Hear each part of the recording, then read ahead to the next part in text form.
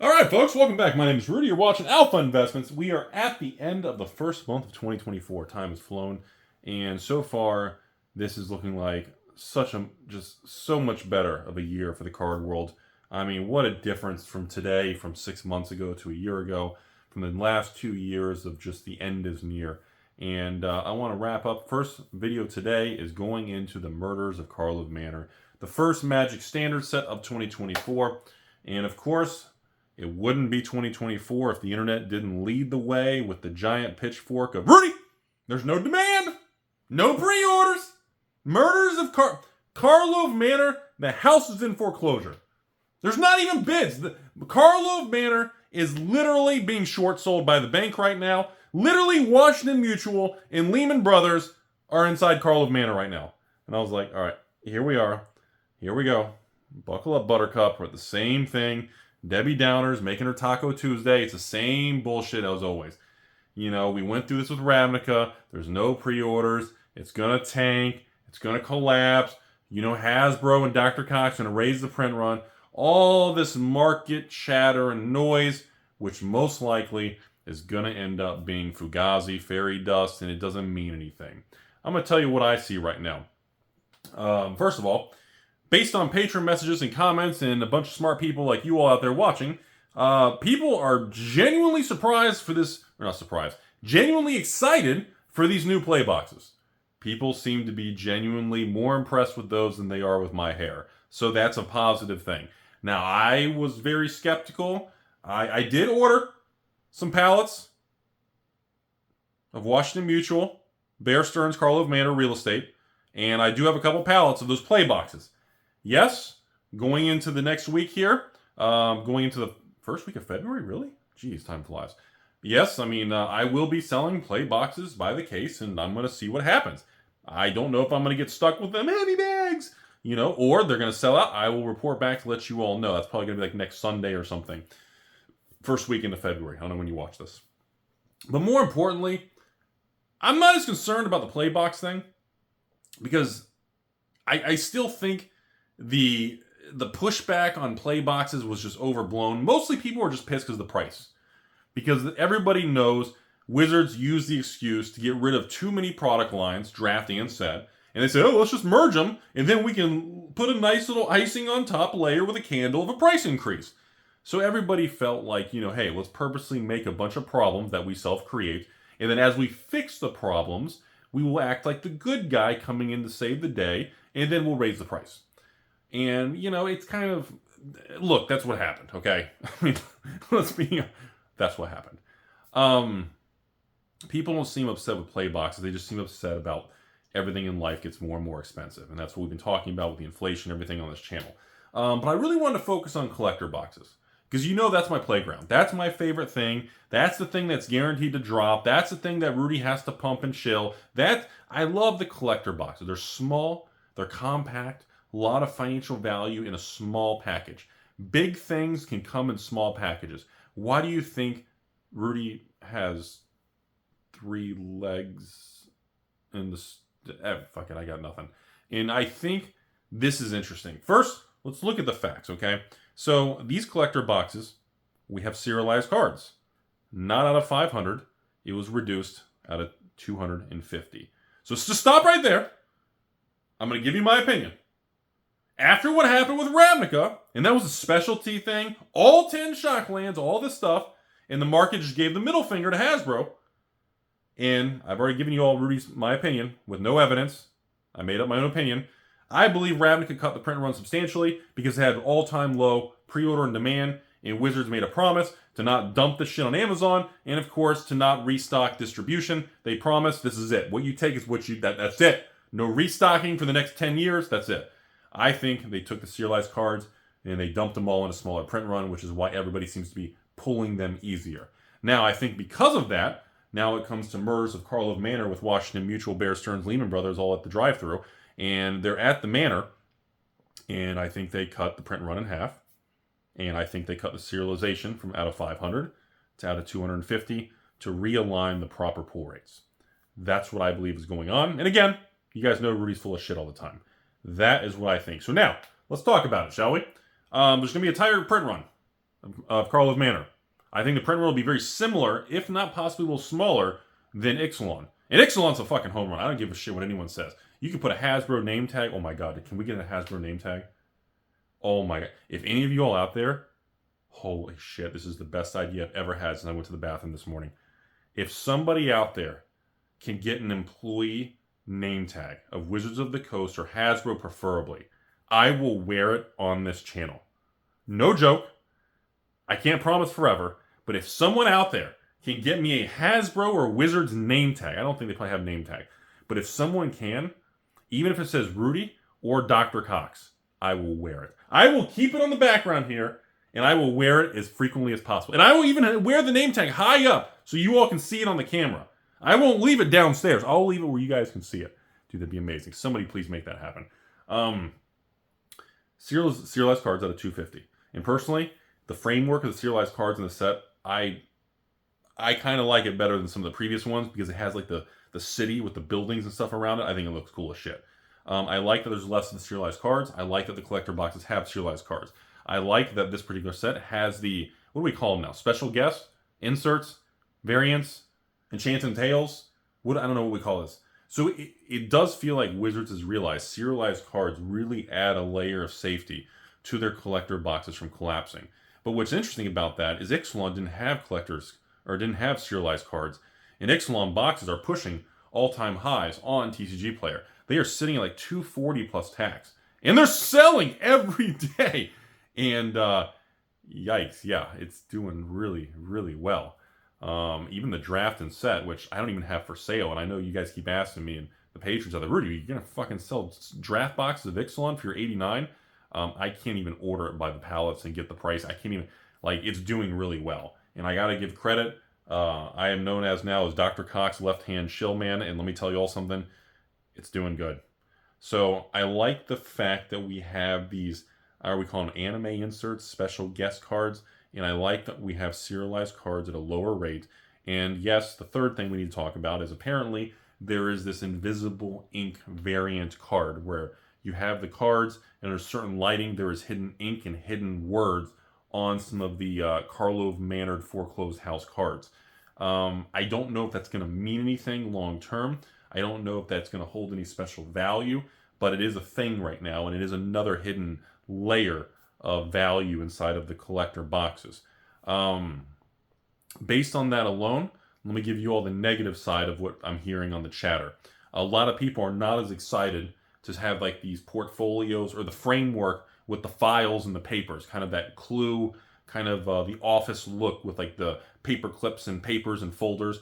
It does not seem to be as popular as a framework. Now, I've seen some small chitter chatter that actually really like that because it has a unique vibe to it.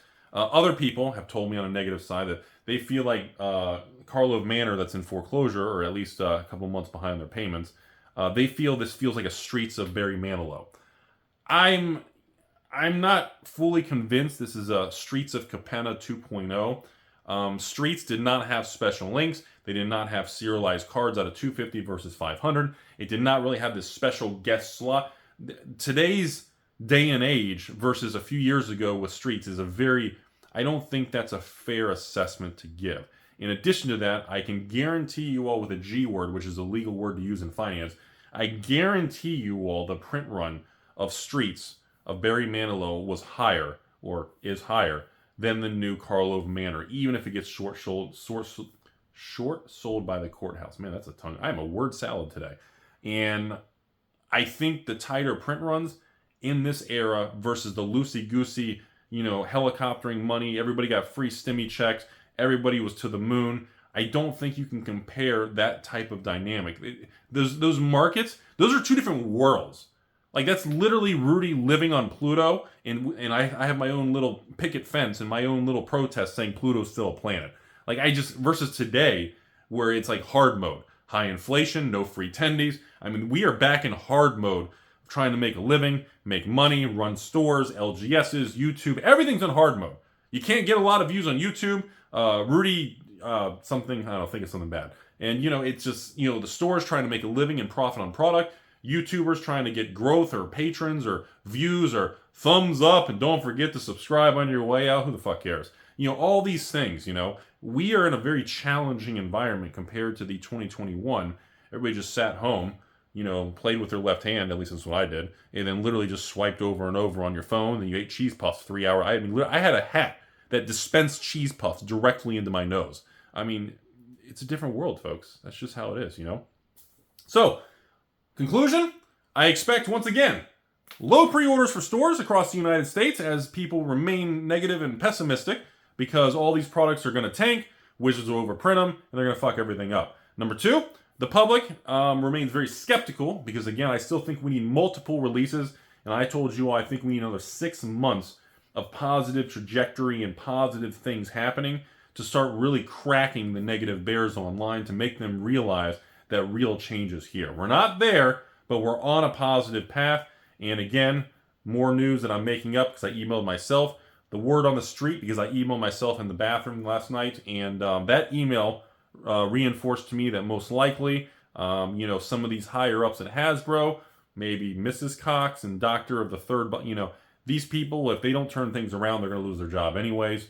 And there's been some very real conversations. And obviously, tighter print runs. They've laid off people at Hasbro. I mean, look, folks, let's just be straightforward about this. Like, they have to make it work. There's no real choice. Like, Wizards of the Coast and Hasbro, we're fucking, like, I don't know what else. There's not really a gray area here, okay? The companies are adjusting at a very high rate of speed. Now, again, it took them too long to get here, but they got here. And trying to act like there's no way there'll be a supply cut of any new product is just, you're Timmy. Because they don't have a choice. If Ravnica collectors and sorry, let's go back to Ravnica. If Ravnica had come out and completely collapsed like Baldur's Gate, the PR disaster right now would be off the chart. If Exelon from a few months ago came out and completely collapsed, Exelon was on Amazon dump for $99 plus a free vibrating toothbrush and taco. I don't fucking whatever. If that had collapsed also, again, you know, the damage would be so bad at this point. Number one, nobody would be pre-ordering Ravnica. Nobody would be ordering Murders of Karlov, FORECLOSED Manor. Nobody would be pre-ordering the new Fallout. And they don't have a choice. They have to firm up the market. And this is one of those situations I talked to you all about. This whole thing with Magic, with Pokemon, with Flesh and Blood, with MetaZoo? You know, and of course, Disney Lorcana and One Piece. Don't forget to hit the reprint button on your way out. And, you know, they have to make these companies, they all have, I think we all lose sight of something here because we feel like so many people are dumb or disconnected. But before I end this video, I want to reemphasize to you all, okay, the people at Hasbro, the people at WotC, the people at Pokemon, the people at Bandai and Bushy Road, you know, they walk around like this. Sup, baby? I know what I'm doing. I work for Bandai. One Piece, baby. Not two piece, One Piece.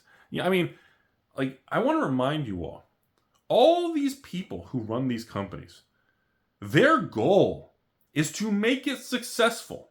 It was like when we were talking about Wall Street last 2 years when I was screaming at the camera to fucking buy anything.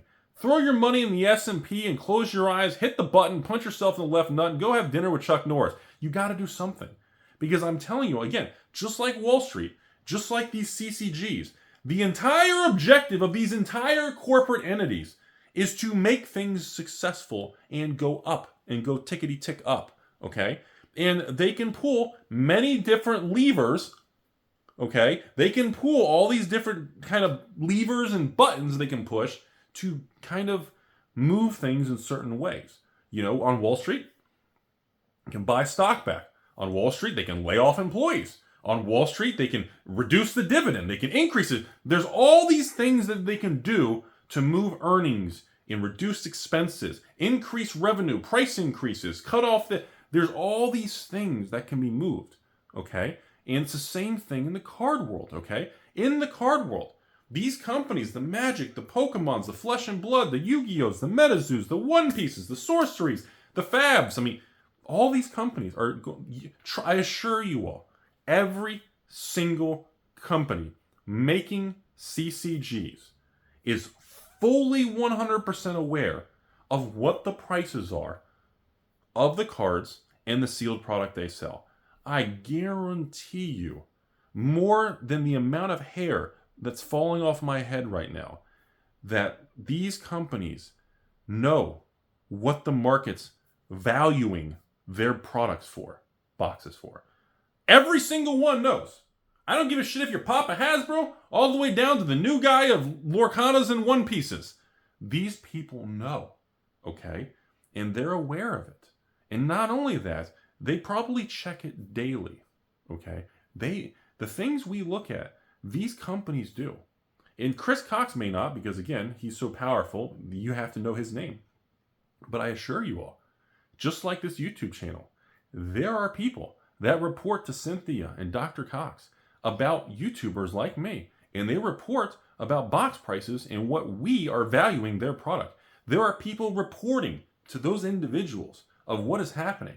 And that is something that is 100% fact. I know it's weird to say, but that happens. It's a real thing. So will you all get mouth hugs of for the community and giveaways and they never help, Rudy doesn't play Magic? Will you get the Timmies who are still trying to call the plumber and leave the messages? I assure you all, these monster companies, they know what they're doing. The problem is many times they're so slow to react. The damage is amplified by the time that they can kind of get that giant cruise ship to turn. But out of everything happening right now, Magic the Gathering and Hasbro, I'll leave you all with this comment. Magic and Hasbro, if we were all on a giant cruise ship right now, we would be hanging on to the railing because that ship is turning and pivoting so hard right now, we would literally have to hold on to ourselves and literally just hang off the railing because this ship is turning hard. And we may be going through one of the hardest turns that in modern CCG history. We just don't fully know it yet. Because just like government data and reports, there's a lagging indicator of when they report the data to us. It's 3 months or 6 months behind. Okay? So we don't fully feel things until later on. But I'm telling you all, when I see what's happening to everything from Wildsville Drain to Exelon to Lord of the Rings Special to Ravnica to Secret Lair to Doctor Who to the Anger Online, like the amount of pieces that are lined up, shit's real. You can be angry, but this is happening. And again, people who think Murders of Karlov is just going to be this next $99 Amazon dump, you're fucking stupid. And I hope this video doesn't age like sour milk. Nah, I'm kidding. Have a beautiful day, everybody. Oh man, if Murders goes to $99, I'm never going to hear the end of it.